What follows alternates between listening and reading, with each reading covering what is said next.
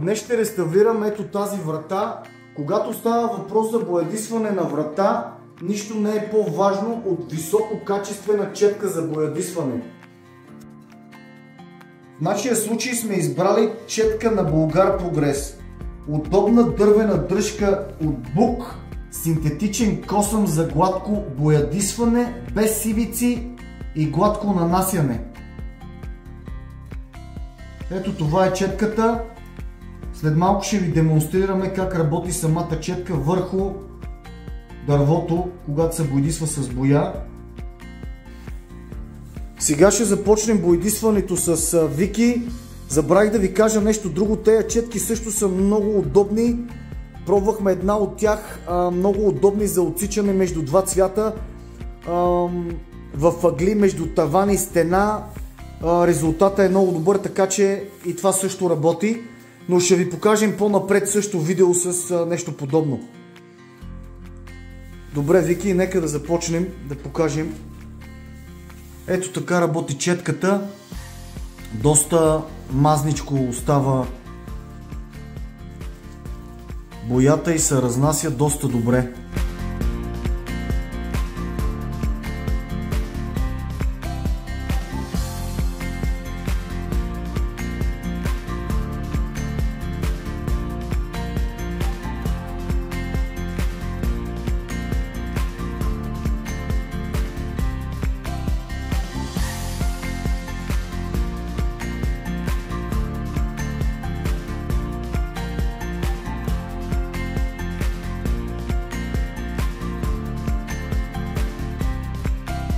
Ще се радваме да помогнем, ако някой иска да си реставрира вратите в къщи, нещо подобно на това. Нека да ни пише в коментарите или да ни пише лично съобщение.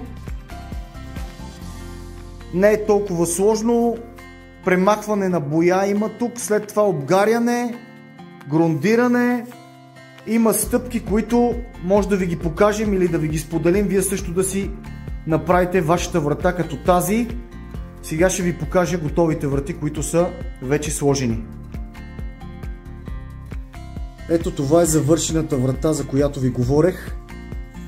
Когато човек има добър инструмент и добра идея, всичко се получава. Този модел е мое дело, моя идея, така че някой, ако има въпроси или пък иска да си направи нещо подобно в къщи, нека да пише долу в коментарите.